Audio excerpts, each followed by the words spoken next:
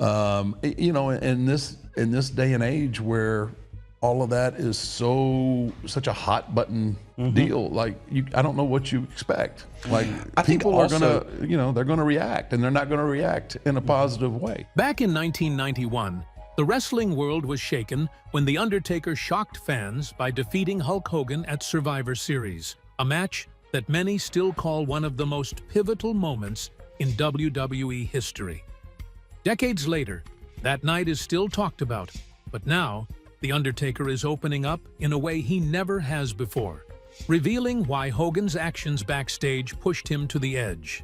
In this video, we'll dive into the untold story behind their rivalry, explore the controversial claims, and uncover the tension that lingered long after the crowd stopped cheering. By the end, you'll see a side of these legends no one has really talked about. The iconic clash that defined an era. Let's take a step back to the early 90s when wrestling was at its loudest, wildest peak, and everyone was picking sides. You had Hulk Hogan, the unbeatable hero who told kids to eat their vitamins and believe in themselves, and then came this dark, mysterious guy who moved more slowly, talked less, but somehow felt even more powerful. That was The Undertaker. When these two finally faced off at Survivor Series in the year 1991, it felt like something big was about to change. And it did. Now, on paper, it was just another main event match. But in reality, this was one of those moments that shifted the balance of the entire wrestling world. Hogan had been the man for nearly a decade, the poster boy for everything the WWF stood for. The bright colors, the cheers, the merchandise, the slogans, all of it. But The Undertaker was nothing like that. He didn't need to scream or flex or pander to the crowd. He just stood there, cold, calm, and unstoppable. Fans didn't know whether to cheer or be scared of him. And then came that night in November, when the unthinkable happened. The Undertaker, only 26 years old, beat Hulk Hogan and took the WWF Championship. The Deadman had arrived, and suddenly, Hulkamania wasn't running quite as wild anymore. But what fans didn't see that night was what was happening behind the curtain. Because while everyone was buzzing about the new champion, backstage things were tense. Hogan claimed that during the match, The Undertaker's tombstone piledriver had hurt his neck, a serious accusation in a business where reputation and trust mean everything. But here's where things start to get interesting. Years later, when The Undertaker looked back on that match, he talked about it on his podcast, 6 Feet Under. He said that when he watched the tape again, Hogan's head never actually touched the mat, not once. So why did Hogan say he got hurt? The Undertaker didn't accuse him directly, but he said something that made a lot of people raise their eyebrows. "I kind of realized I know what you're all about." That one sentence said a lot without saying too much. So, was Hogan just protecting his image? Because remember, at that time, being seen as weak, even for a second, could hurt your whole career. Hogan was smart. He knew how to play the game. Some would call it a strategy. Others might call it manipulation. Whatever it was, that night planted a seed between the two men that would quietly grow over the years. The rise of two legends. To really understand how things got messy between The Undertaker and Hulk Hogan, we have to go back to where both of their paths started crossing, and what kind of spot each of them held in the wrestling world at that time. Because these two weren't just random wrestlers on the same roster, they represented two completely different eras colliding at full speed. Hulk Hogan, or Terry Bollea, as he's known outside the ring, was more than just a superstar in the 1980s. He was the guy, the face of wrestling. The reason your dad or your older brother even knew what the WWF was. With his bleached blonde hair, ripped yellow shirt, and constant energy, Hogan was like a walking cartoon superhero. He made wrestling feel fun and loud and larger than life. And it worked. He was everywhere, from action figures to cereal boxes to movies like No Holds Barred and even Rocky III, where he fought Sylvester Stallone in that unforgettable cameo as Thunderlips. By the time 1991 rolled around, Hogan had been the main attraction for nearly a decade. Every major WrestleMania had his fingerprints on it. He was the guy everyone wanted to see win. But the thing about wrestling, especially back then, was that it never stopped changing. New stars were always being built, new characters introduced, and sooner or later, someone was bound to come along and shake things up. That someone turned out to be a tall, quiet guy from Texas named Mark Calloway. He wasn't flashy, didn't cut long promos, and didn't have a catchphrase you could chant along with. But when he stepped through those ropes, everything about him demanded attention. When The Undertaker debuted in 1990, people didn't know what to make of him at first. He moved differently. He acted differently. The slow walk, the dark outfit, the haunting music with those echoing funeral bells, it gave people chills. It was the total opposite of what they'd been used to with Hogan's bright, upbeat vibe. And that contrast was exactly what made fans curious. Here was a guy who wasn't trying to be a hero or a villain. He was just there, unstoppable, mysterious, and cool in a way that didn't need words. Behind the scenes, Vince McMahon, who was always thinking 10 steps ahead, started to notice something. The Undertaker wasn't just another big guy. He could move like someone much smaller. He understood how to tell a story in the ring, and fans believed in his character.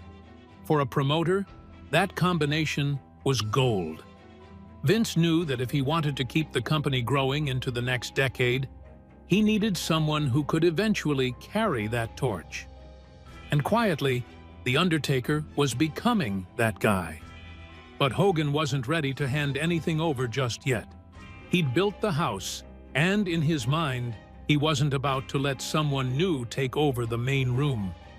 He was still the name that sold tickets, filled arenas, and made kids beg their parents for pay-per-view. So when this new dark character started getting main event treatment so soon, it probably didn't sit too well with him. Now, wrestling fans love to talk about the on-screen storylines, but what happens backstage is often where the real drama lives. Hogan had been around long enough to understand how the business worked, who to talk to, what to say, and how to make sure he stayed in control of his own image. And honestly, that's part of what kept him at the top for so long. But that same instinct to protect himself would soon lead to one of the most talked about moments of his career. Because after The Undertaker beat Hogan at Survivor Series in 1991, a match that was supposed to be the symbolic passing of the torch, things didn't exactly go as planned behind closed doors. Hogan claimed that The Undertaker's finishing move, the Tombstone Piledriver, had hurt his neck. To fans, that sounded serious. Back then, injuries could change careers, and a neck injury was about as bad as it got. But here's where the story takes a twist. Years later, The Undertaker talked about that night on his 6 Feet Under podcast, and said that after rewatching the match, Hogan's head never even came close to hitting the mat, not even slightly, which made him start wondering, was Hogan really hurt, or was something else going on? That's when Undertaker said something that got people talking. "I kind of realized, I know what you're all about." It wasn't aggressive, it wasn't angry, but it hinted at a bigger truth. He'd seen enough to understand that Hogan knew how to use moments like that to his advantage. And here's the thing, you can't really blame either of them completely. Hogan was a veteran trying to hold on to his spot, while The Undertaker was the new guy proving he belonged in that top tier. But that claim about the neck injury changed how they saw each other. It created a quiet tension that never really went away. Still, the story doesn't stop there. Because as the 90s rolled on, both men's careers would take very different paths. Hogan would leave WWF for WCW and help launch the NWO, while The Undertaker would stay loyal to Vince, constantly evolving his character and becoming the company's locker room leader. But even years later, when both had long cemented their legacies, the echoes of that old rivalry kept popping back up. Backstage politics and the neck injury controversy. After that big Survivor Series match in the year 1991, where The Undertaker shocked everyone by taking the WWF Championship from Hulk Hogan, you'd think the story would just be about how a new star had arrived. But behind all the lights, cheers, and TV cameras, there was a whole other story unfolding. Wrestling back then wasn't just about what happened in the ring. There was always this layer of politics happening backstage. And this situation turned into a prime example of that. Right after the match, Hogan started telling people that The Undertaker's finishing move, the Tombstone Piledriver, had hurt his neck. That was a big claim, especially against someone like Mark Calaway, who was still trying to earn everyone's respect in the locker room. A neck injury in wrestling isn't just another bruise, it's serious business. So when Hogan said that, a lot of people paid attention. It put The Undertaker in an awkward spot, because in a business built on trust, being accused of hurting the top guy could really mess with your reputation. Years later, The Undertaker talked about this moment in interviews and on his podcast. He said that after hearing about Hogan's injury claim, he went back and watched the footage of the match closely. And what he saw didn't sit right with him. Hogan's head never actually touched the mat during the move. The Undertaker said he confronted Hogan about it, telling him straight up, "Your head never hit." Hogan didn't say much back, and that was when Calaway realized what was really going on. You see, wrestling in those days had this unspoken code where veterans, especially the big names, would sometimes test newer guys. They'd see how far they could push them, both in and out of the ring. And Hogan, who'd been at the top for nearly a decade, knew how to protect his spot. By spreading the story that The Undertaker had hurt him, he might have been trying to make himself look like the victim, the hero, who fought through pain, while also planting a little doubt about this rising star who had just beaten him. It was the kind of subtle power move that people in the wrestling world understood all too well. But what's interesting is how The Undertaker handled it. He could have fired back or tried to defend himself publicly, but he didn't. He said later that he just chalked it up to politics. He understood that this was how the business worked back then, full of egos, alliances, and quiet maneuvering. Still, that doesn't mean he forgot about it. It stuck with him, not out of anger, but as a reminder of how tricky the wrestling world could be. Hogan, for his part, never really addressed the story in detail. He didn't confirm or deny what happened, and that silence kind of kept the mystery alive.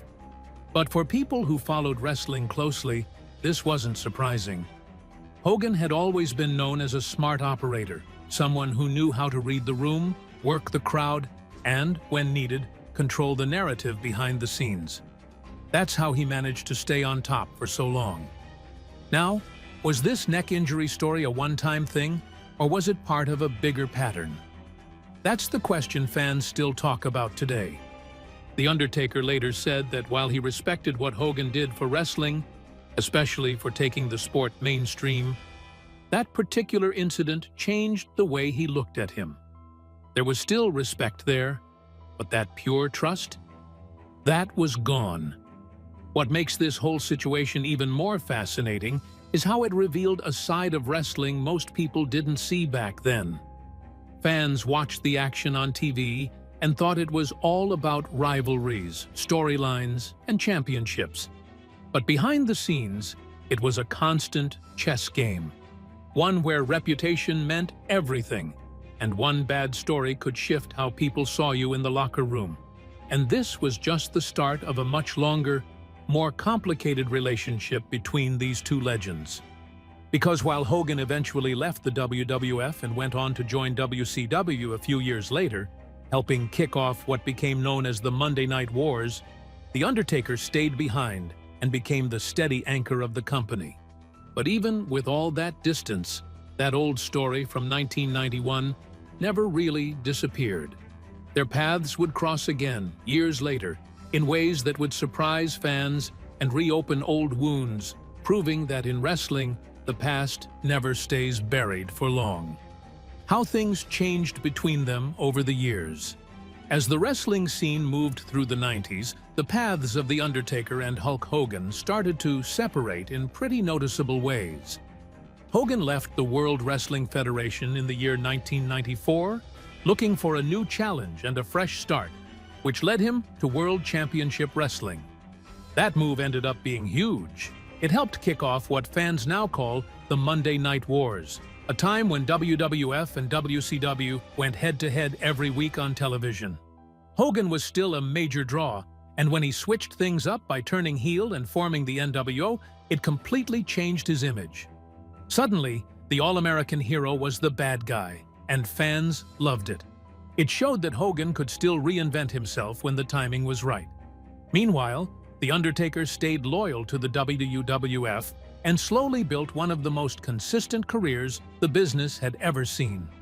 Through the mid and late 90s, his character went through several changes, starting as this silent, supernatural figure and then evolving into something more human, but still intimidating. By the time he came out as the American Badass in the early 2000s, riding a motorcycle to the ring and talking more like Mark Calloway than the Deadman, fans had seen him grow right alongside the company itself. Every era of wrestling had its Undertaker version, and that's part of what made him stand out. Even though both men had taken completely different paths, the memory of that old Survivor Series match from 1991 never fully disappeared. It was one of those things that stayed in the background, a quiet part of their shared history that fans never forgot. When Hogan eventually came back to WWE in the early 2000s, both were already legends, and their names carried a ton of weight. They met again in the ring at Judgment Day in the year 2002, and this time, The Undertaker came out on top once more, taking the WWE Championship from Hogan. For a lot of fans, that moment felt like a full circle moment. The younger guy, who once beat Hogan when he was still earning his place, had now done it again, decades later, as a veteran himself. But behind the scenes, the relationship between the two men stayed pretty distant. They were respectful toward each other, but it wasn't the kind of friendship where they hung out or called each other up to talk wrestling stories. The Undertaker has always been known for keeping things real and not sugarcoating the past. And when he eventually started sharing more about his career on his 6 Feet Under podcast, people got to hear little glimpses of how he really felt. He talked about how he respected what Hogan did for wrestling, especially how Hogan helped bring wrestling to a mainstream audience in the 80s.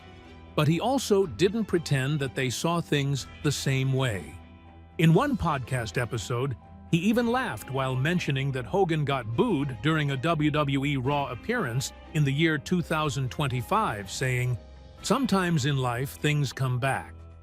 That line made headlines because, of course, people twisted it into something way more serious than it was. Some outlets started running with the idea that The Undertaker had said Hogan deserved to die, which completely missed the context. What he was actually referring to was how, years earlier in 2015, Hogan had faced a major backlash over leaked racist comments that led to WWE cutting ties with him for a while. The Undertaker's comment was more of a subtle jab, a kind of "what goes around comes around" remark, not a threat or anything malicious. Still, fans jumped on it. Social media turned it into another round of speculation, people wondering whether the tension between the two men had ever really gone away, or if The Undertaker was still quietly holding on to old frustrations. That's the thing about wrestling. Even when the matches are long over, the stories around them keep evolving. And that's where the conversation really heats up, because once those headlines started spreading, the internet went into overdrive. Everyone wanted to know, did The Undertaker actually mean what people were saying he did? Or was this just another case of a small comment turning into a wildfire? The legacy that still keeps fans talking. The Undertaker and Hulk Hogan aren't just wrestlers. They're icons who helped shape the way we think about wrestling. Hulk Hogan and his Hulkamania made wrestling a worldwide phenomenon in the 1980s, turning stadiums into arenas of pure energy, while The Undertaker, with his undefeated streak and eerie presence, carried WWE through the 90s and early 2000s, making every entrance feel like an event. Their clash at Survivor Series 1991 and the moments that followed reflect more than just in-ring action. It shows how wrestling evolved from flashy, cartoonish heroes to more complex, gritty characters, and how ambition, ego, and legacy collide behind the scenes. Fans keep watching because there's always more than meets the eye. Stories about trust, rivalry, and respect that go beyond the lights and the ring ropes. The Undertaker's candid reflections on his podcast give fans a rare look behind the curtain without being overly dramatic, while Hogan, even after controversies, still draws attention with his appearances and the debates they spark online. Their story reminds us why wrestling's legends stay unforgettable. What do you think? Drop a comment, give us a thumbs up, and subscribe for more insider celebrity stories.